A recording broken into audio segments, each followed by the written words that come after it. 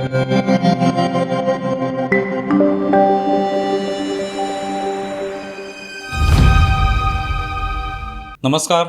News डंकामध्ये मी महेश विचारे आपल्या सगळ्यांचं मनपूर्वक स्वागत करतो. मित्रांनो, न्यूज डंकाचं यूट्यूब चॅनल आपण सबस्क्राईब केलं नसेल तर कृपया ते प्रथम सबस्क्राईब करा, म्हणजे वेगवेगळ्या विषयांवरचे व्हिडिओ आपल्यापर्यंत येऊ शकतील. सध्या उभाटा शिवसेनेचे माजी खासदार विनायक राऊत हे एका वादाच्या भोवऱ्यात सापडलेले आहेत. त्यांची सून गिरिजा राऊत यांनी पत्रकार परिषद घेत गंभीर स्वरूपाचे आरोप हे विनायक राऊत आणि त्यांचा मुलगा अर्थात गिरिजा राऊत यांचे पती गीतेश राऊत यांच्यावर केलेले आहेत आणि आरोप अत्यंत गंभीर स्वरूपाचे आहेत. ते आरोप करताना वेगळ्या पद्धतीची ज्या घटना आहेत, आत्तापर्यंतच्या जवळपास 7 वर्ष त्यांच्या लग्नाला झालेली आहेत आणि तेव्हापासूनच्या या सगळ्या घटना ज्या आहेत त्या त्यांनी त्या पत्रकार परिषदेत सांगितल्याच. पण सगळ्यात महत्त्वाचं म्हणजे अनेक वेळेला अघोरी अशा ज्या पूजाविधी वगैरे यांचा उपयोग करण्यात आला आणि त्यातून गिरिजा राऊत यांचा प्रचंड मानसिक छळ झाला असाही आरोप त्याच्यात करण्यात आला. म्हणजे कुठेतरी गोमूत्र प्यायला घालणं, केस उपटणं, कोंबड्यांचा वापर करणं, अशा पद्धतीचे आरोप त्यांनी केले आणि त्यासाठी मांत्रिकांचा उपयोग केला गेला. त्यांची नावंसुद्धा त्यांनी त्या पत्रकार परिषदेत सांगितली. त्या मांत्रिकांना पकडण्यातसुद्धा आलेलं आहे. तर त्यामुळे एकूण हे प्रकरण तशा पद्धतीने गंभीर आहे. कारण एरवी अनेक ठिकाणी घरामध्ये अशा पद्धतीचे वाद असतात, सून सासरे किंवा असे याच्यात वाद होतच असतात आणि त्यामुळे वाद हे काय नवीन नाही आहेत.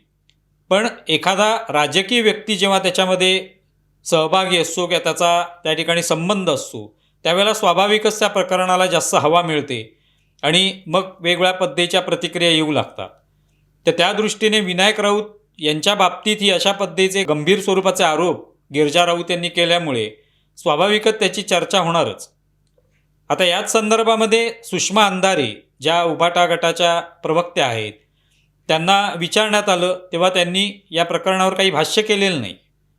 त्यांचं म्हणणं आहे की सध्या त्या पिंपरी चिंचवडला जे मोशीची दुर्घटना घडली, एका इमारतीवर कचऱ्याचा ढिगारा कोसळला आणि त्याच्यामध्ये 9 जण मृत्युमुखी पडले, तर त्या प्रकरणापासून आपल्याला लक्ष विचलित करायचं नाही आहे असं सुषमा अंधारे म्हणाल्याचं वेगवेगळ्या बातम्यांमध्ये पाहायला मिळतं. पण त्यांनी या एकूण प्रकरणावर प्रतिक्रिया दिलेली नाही आणि ते स्वाभाविकसुद्धा आहे, कारण विनायक राऊत हे त्यांच्याच पक्षाचे नेते आहेत, त्यामुळे त्याच्यावर त्या कशा काय बोलणार.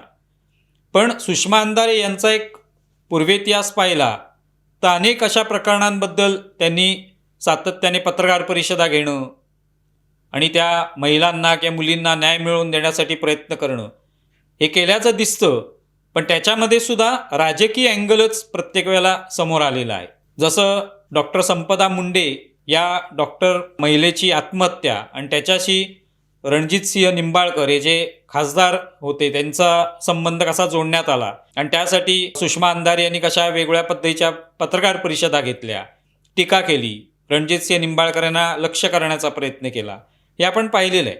अशाच पद्धतीने पूजा तडस म्हणजे रामदास तडस हे सुद्धा भाजपाचे नेते आहेत, त्यांची सून पूजा तडस हिलासुद्धा न्याय मिळवून देण्यासाठी कशा प्रकारे सुषमा अंधारे सातत्याने प्रयत्नशील होत्या हे सुद्धा आपण पाहिलेलं आहे.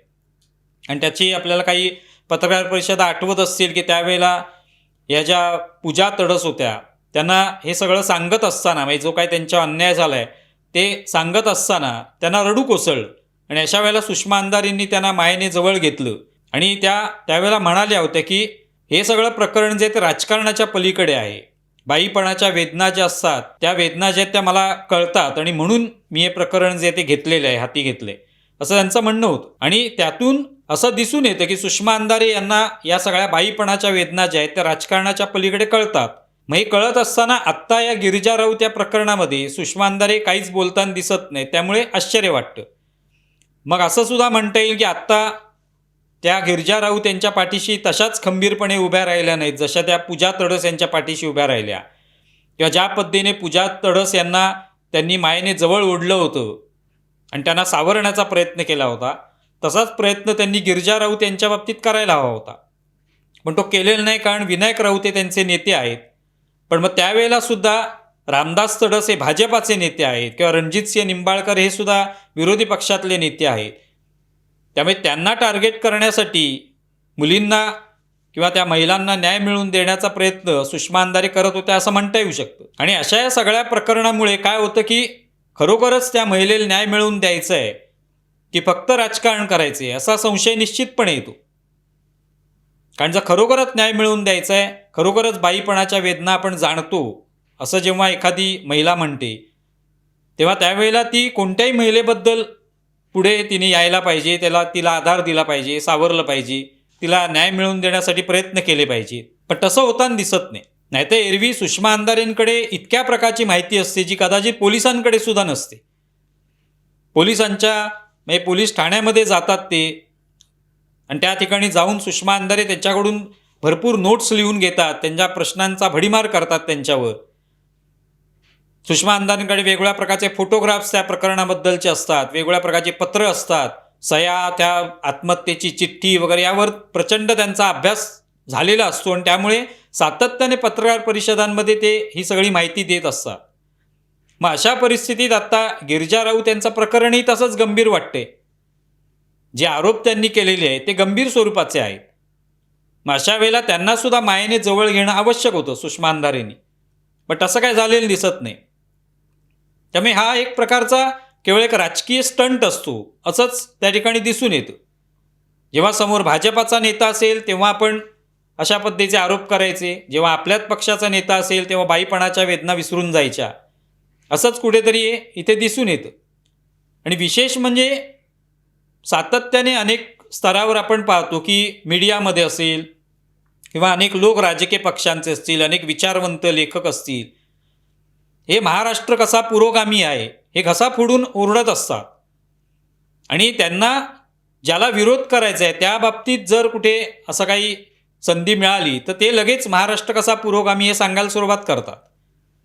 जसं आता मध्यंतरी एक खरातचं प्रकरण आलं, त्यावेळेला किती मोठ्या प्रमाणावर आवाज उठवला गेला, कसा महाराष्ट्र हा प्रतिगामी होत चाललेला आहे, कसं हे सगळं अघोरी प्रकार चाललेले आहेत, पूजा घातल्या जात आहेत किंवा बळी दिले जात आहेत वगैरे, याची चर्चा अनेक वेळा झाली, अनेक नेत्यांची नावं घेऊन झाली. त्यावेळेला आपण कसे पुरोगामी आहोत आणि हे समोरचे नेते कसे प्रतिगामी आहेत हे दाखवण्याचा प्रयत्न झाला. मग आता विनायक राऊतांवर जे आरोप झाले ते सुद्धा अघोरी वेगवेगळ्या प्रकारचे पूजाविधी करण्यात आली असे आरोप केलेले आहेत. मग आता हे सगळे पुरोगामी चेहरे गेले कुठे? सुषमा अंधारे सुद्धा या पुरोगामी चळवळीतून आलेल्याचं म्हणतात. त्यांनी यावर बोललंच पाहिजे, कारण पुरोगामी चळवळीचा जर माणूस असेल तर तो काही फक्त भाजपाच्या नेत्याने अशा पद्धतीने काही प्रतिगामी कृती केली तरच फक्त तेव्हा पुरोगामीपणाचं त्याला काहीतरी आठवण होईल आणि आपण पुरोगामी असल्याचं तो सांगायला लागेल, असं असता कामा नये. पुरोगामी आहोत तर आपण प्रत्येक गोष्टीत पुरोगामी असलं पाहिजे. मग समोरचा नेता भाजपाचा असो का उबाटा शिवसेनेचा असो की काँग्रेसचा असो की राष्ट्रवादी काँग्रेसचा असो, तिथे अघोरी पूजाविधी होत असतील, अंधश्रद्धा पाळल्या जात असतील असा आरोप असेल तर तो मग कोणाच्या विरुद्धही पुरोगामी व्यक्तींनी केला पाहिजे. तर तसं इथे दिसत नाही. त्यामुळे बऱ्याच मीडियामध्ये हे सगळं प्रकरण जे आहे त्याच्यावर गप्प बसणंच पसंत करण्यात आलेलं आहे.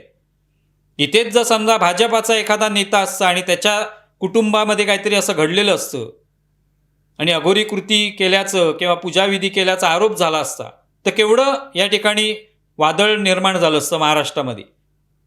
लगेच महाराष्ट्र अचानक पुरोगामी परत झाल्यासारखं वाटलं असतं. पण आता मात्र नाही. त्यामुळे कुठेतरी फक्त राजकीय स्टंट असतो.